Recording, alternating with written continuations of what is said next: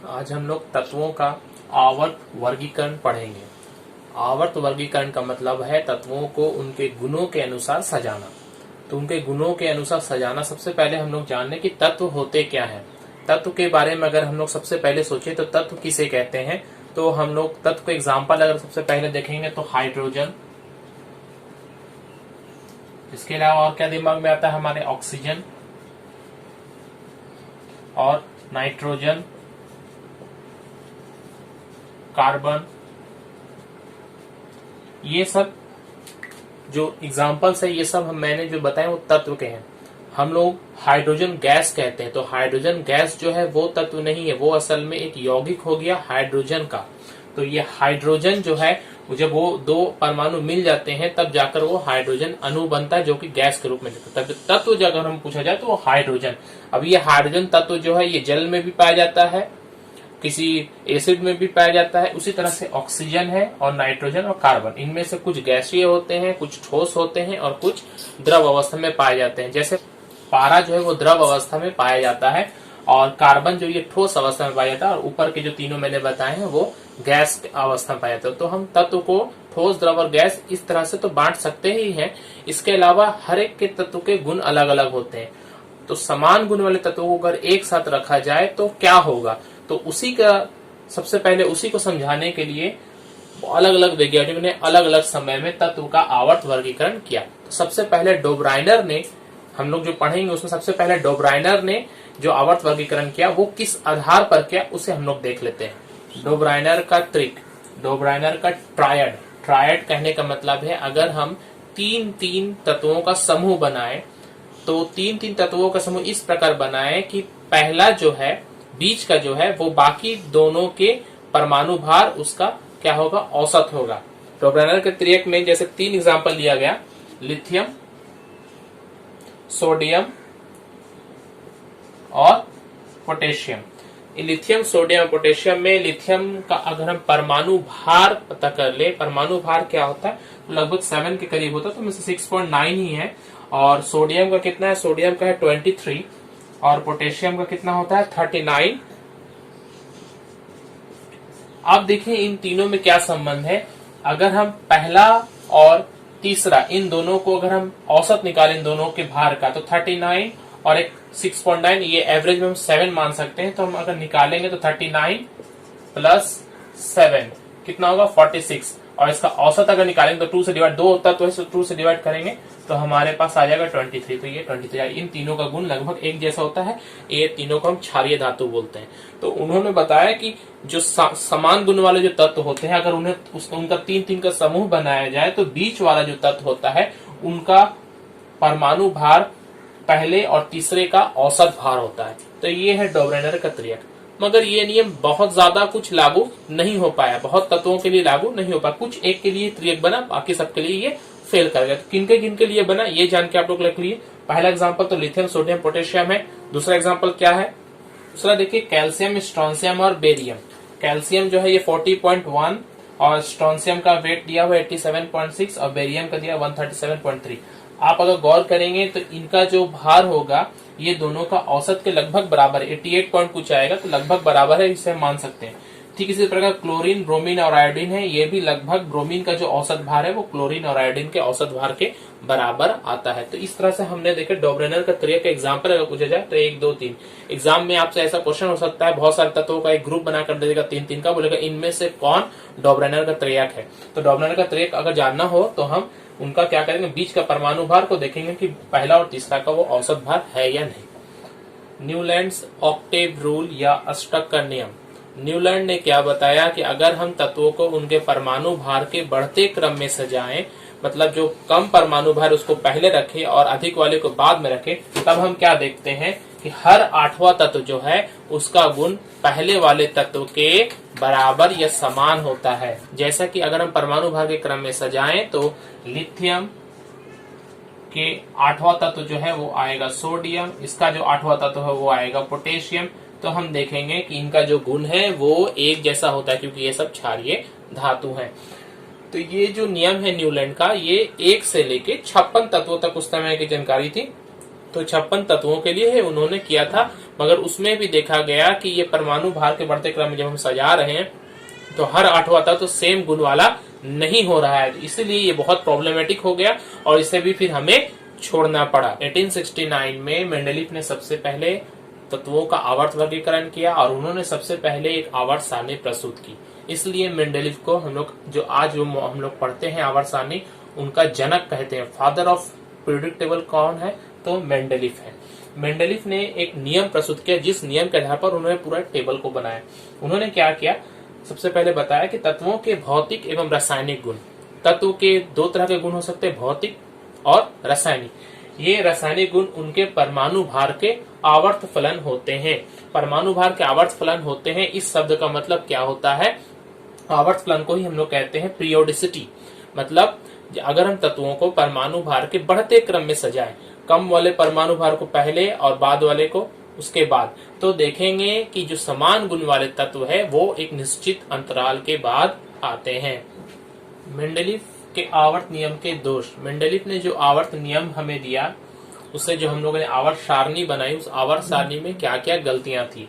तो सबसे पहली गलती अगर हम गौर करें तो हम देखेंगे कि उन्होंने क्या कहा था कि द्रव्यमान के बढ़ते क्रम में सजाना है। तो द्रव्यमान के बढ़ते क्रम में सजाने का मतलब होता है जो हल्का है वो पहले आना चाहिए और जो भारी है वो बाद में आना चाहिए। लेकिन उन्होंने खुद क्या किया, आवर्त सारणी जब उन्होंने बनाई तो चूंकि गुण को मिलाना था, सबसे इंपॉर्टेंट बात क्या था, गुण को मिलाना था कि समान गुण वाले तो एक साथ आए, भार भले ही आगे पीछे हो जाए। तो उन्होंने इसी चीज को गौर किया और उन्होंने क्या किया कि अधिक द्रव्यमान वाले तत्व को कभी कभी कम द्रव्यमान वाले तत्व से पहले रख दिया। इसका मतलब क्या है, जो भारी था वो बाद में आना चाहिए था इनके नियम के हिसाब से मेंडलीफ के, मगर उन्होंने उसे पहले रखा। कोबाल्ट को निकेल से पहले रख दिया। कोबाल्ट का भार देके 58.9 और निकेल का भार देके 58.7। तो अगर इनका ये अपने नियम का पालन करते हैं मेंडलीफ, तो क्या करते हैं, निकेल को पहले रखते हैं, कोबाल्ट को बाद में रखते हैं।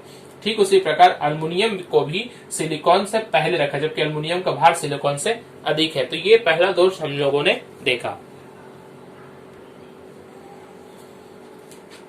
दूसरा पॉइंट देखें, समस्थानिकों का स्थान। समस्थानिक आइसोटोप्स क्या होते हैं? जिनकी परमाणु संख्या समान होती है किंतु मात्रा संख्या अलग अलग होती है। तो अगर मात्रा संख्या अलग होने से उनकी परमाणु भार भी, जिसे हम परमाणु द्रव्यमान कहते हैं, वो भी अलग अलग होगी। तो मेंडलीफ के नियम को अगर फॉलो किया जाए तो क्या होगा, इन्हें अलग अलग स्थानों पर रखना चाहिए चूंकि इनका परमाणु भार अलग अलग है। जैसे हाइड्रोजन के लिए 1H1, 1H2, 1H3, ये 3 आइसोटोप होते हैं हाइड्रोजन का। सबका देखिए मात्रा संख्या अलग होने से इनकी परमाणु द्रव्यमान भी अलग अलग है, तो इन्हें अलग अलग रखना चाहिए। लेकिन चूंकि ये आइसोटोप्स एक ही तत्व के होते हैं, उनके गुण समान होते हैं, उनका रासायनिक और भौतिक गुण क्या होता है, समान होता है, इसलिए इन्हें एक ही स्थान पर रखना चाहिए। तो अगर इन्हें एक ही स्थान पर रखेंगे तो आवर्त नियम इस तरह से मेंडलीफ का फेल हो जाता है। मेंडलीफ ने अपना आवर्त नियम परमाणु भार के आधार पर दिया था। तो परमाणु भार चूंकि पॉइंट्स में हो सकते हैं, वो फ्रैक्शन हो सकते हैं। जैसे कि किसी का परमाणु भार है 39.1 और किसी तत्व का परमाणु भार है 40.4। तो 39.1 और 40.4 के बीच में कितने तत्व हैं ये पता नहीं। तो अगर हम 39.1 को किसी एक घर में रखते हैं और दूसरे घर में 40.4 को रखते हैं तो बीच में कितने तत्व हो सकते हैं? 39.2 भी हो सकता है, 3 भी हो सकता है, 4 भी हो सकता है। तो ये पता ही नहीं चल रहा था कि दो सेल्स के बीच में क्या और तत्वों की जगह है या नहीं है। इसीलिए दो सेल्स के बीच में तत्वों की संख्या क्या है, अनिश्चित है। ये मेंडलीफ के नियम से हमें ये समझ में नहीं आ रही थी। हाइड्रोजन का स्थान। हाइड्रोजन एक ऐसा तत्व है जो धातुओं की तरह भी व्यवहार करता है और अधातुओं की तरह भी इसके कुछ गुण पाए जाते हैं। मतलब इलेक्ट्रोपॉजिटिव भी कहीं पर बनता है, कहीं पर क्लोरीन के जैसा, ऑक्सीजन के जैसा भी ये व्यवहार कर सकता है अधातु की तरह।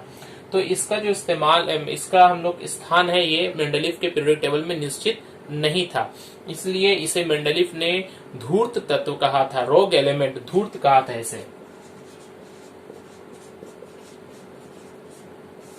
इसका दोहरा आचरण है, ये दो अलग अलग नेचर्स के है, इसलिए इसे हम लोग धूर्त तत्व भी कहते हैं। ये मेंडलीफ ने जब अपना आवर्त सारणी बनाया तो उन्होंने अपने आवर्त सारणी में कुछ कुछ खाली जगह छोड़ कर रखे थे, क्योंकि उन्हें उस समय उन तत्वों की जानकारी नहीं थी मगर उनके गुणों के बारे में पता था।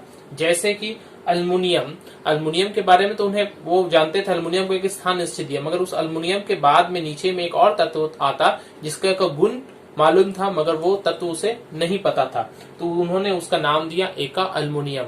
बाद में जब इसका आविष्कार हुआ तब पता चला ये एक एल्युमिनियम जो है ये गैलियम था। इसी तरीके से वो बोरोन के नीचे भी उन्होंने खाली स्थान छोड़ कर रखा था। बोरोन के जगह में उन्होंने जो नाम आया उन्होंने बताया कि बोरोन के जगह में स्कैंडियम, और एका सिलिकॉन जिसे नाम दिया था एका सिलिकॉन से जर्मेनियम। तो हम देखेंगे मेंडलीफ ने 3 तत्वों के बारे में पहले ही बता दिया कि ये इनके गुण क्या है, मगर उनका नाम उस समय पता नहीं था, उनकी जानकारी नहीं थी। बाद में जब जानकारी मिली तो उन्हें गैलियम, स्कैंडियम और जर्मेनियम नाम दिया गया। और मेंडलीफ ने ही पहले ही गैलियम को एका एल्युमिनियम, स्कैंडियम को एका बोरोन और जर्मेनियम को एका सिलिकॉन कह दिया था। तो आप इन तीनों को नाम याद रखेंगे कि मेंडलीफ के पीरियोडिक टेबल में कौन से तत्वों का पूर्वानुमान या पूर्वाभास किया गया था, पहले से फ्यूचर इसका बता दिया गया था कि इनके गुण क्या होंगे। तो ये 3 तत्व हैं, गैलियम, स्कैंडियम, जर्मेनियम, और उन्होंने क्या नाम रखा था। तो गैलियम को उन्होंने एका एल्युमिनियम, उसी तरह से बाकी दोनों को भी आप देख लें। मॉडर्न पीरियोडिक टेबल सन 1913 ईस्वी में मॉसले वैज्ञानिक ने मेंडलीफ के पीरियोडिक नियम को संशोधित किया। उन्होंने क्या बताया कि परमाणु द्रव्यमान के स्थान पर अगर हम परमाणु संख्या का अगर हम लोग प्रयोग करेंगे नियम में, तो उससे जो भी तत्वों को सजाया जाएगा उसमें कोई दिक्कत नहीं आएगी। जो भी मेंडलीफ के नियम में जो हम दोष देखे थे वो सब दोष दूर हो जाएंगे। तो आधुनिक आवर्त नियम क्या है, ठीक मेंडलीफ के ही नियम के जैसा है। मेंडलीफ के नियम में क्या था, भौतिक एवं रासायनिक तत्वों के भौतिक और रासायनिक गुण, उनके परमाणु संख्या, यहाँ पर क्या आ जाएगा परमाणु संख्या। और मेंडलीफ में हमने क्या पढ़ा था, परमाणु द्रव्यमान पढ़ा था या भार पढ़ा था। परमाणु संख्या के आवर्त फलन होते हैं। इसका मतलब अगर तत्वों को परमाणु संख्या के बढ़ते क्रम में सजाएं तो हम क्या देखेंगे, तत्वों के भौतिक और रासायनिक गुण जो सेम गुण है वो एक निश्चित अंतराल के बाद आते हैं। सबसे पहली बात यहाँ एक ही जान ले कि इनका फायदा क्या, लाभ क्या हुआ परमाणु संख्या से। तो परमाणु संख्या जो है ये पॉइंट में नहीं होती है, क्योंकि केंद्रक में प्रोटॉनों की संख्या को ही परमाणु संख्या बोलते हैं। तो या तो ये 1 होगा या 2 होगा या 3 होगा, बीच का कोई भी 1.1 या 2.1 ऐसा नहीं हो सकता है। इसलिए अगर हम लोग ने जो मेंडलीफ के जो दोष जब पढ़े थे तो हम लोगों ने क्या कहा था कि 2 सेल्स के बीच में नियम में हमने क्या पढ़ा था कि अगर कोई एक तत्व 39.1 है और एक अगर 40.4 है तो इसके बीच में कितने तत्व हो सकते हैं परमाणु भार, तो वो पता नहीं था, पॉइंट में कुछ भी हो सकता है। लेकिन अगर यहाँ पर हम बोलेंगे 39 है परमाणु संख्या, एक 40 है परमाणु संख्या, तो इसके बीच में कोई भी और तत्व नहीं हो सकता है, क्योंकि परमाणु संख्या कभी भी फ्रैक्शन यानी कि पॉइंट में नहीं होता। तो एटॉमिक नंबर्स जब भी होंगे वो या तो 39 या तो 40 या 41 या 42 इस तरह से अलग अलग नंबर्स होंगे। तो 39 और 40 के बीच में सिर्फ और सिर्फ 39 और 40 कोई भी यहाँ पर कोई तत्व नहीं होगा। तो ये दोष हम लोग मेंडलीफ को इस तरह से दूर कर सकते हैं। मेंडलीफ के पीरियोडिक टेबल में एक प्रॉब्लम क्या था कि कोबाल्ट को हमने निकेल से पहले क्यों रखा था। कोबाल्ट तो भारी होता है, कोबाल्ट को तो बाद में रखना चाहिए था। लेकिन अगर परमाणु संख्या के अनुसार अगर सोचे तो कोबाल्ट तो उसकी परमाणु संख्या 27 है और निकेल की कितनी है 28। तो देखें यहाँ पर प्रॉब्लम ऑटोमेटिकली सॉल्व हो जाती है, हमें कुछ करने की जरूरत भी नहीं। अगर हम परमाणु संख्या के बढ़ते क्रम में सजाएं तो कोबाल्ट हमेशा पहले ही आना चाहिए, जो कि कोई दिक्कत की बात नहीं है अगर इस हिसाब से देखें। एक और हमने यहाँ पर फॉल्ट देखा था मेंडलीफ के पीरियोडिक टेबल में, आइसोटोप्स का कोई स्थान निश्चित नहीं था, उसे किस जगह रखा जाए ये हमें पता ही नहीं चल रहा था। क्योंकि उनका गुण तो समान होता है, उन्हें एक जगह में रखना चाहिए था, लेकिन परमाणु भार तो सबका अलग अलग है। तो अगर हम गौर करें हाइड्रोजन के आइसोटोप्स में 1H1, 1H2 और 1H3, तो ये तीनों आइसोटोप्स की परमाणु संख्या तो सेम है। तो परमाणु संख्या सेम होने पर उन्हें एक ही जगह में रखना पड़ेगा। तो एक ही जगह में रख सकते हैं, क्योंकि परमाणु संख्या के आधार पर हम सजा रहे हैं। तो जिनका परमाणु संख्या समान होगा वो एक स्थान पर रहेगी और इनका गुण भी क्या होता है, एक जैसा होता है। इसलिए पीरियोडिक टेबल के एक ही सेल में, एक ही घर में इसे हम लोग रख सकते हैं।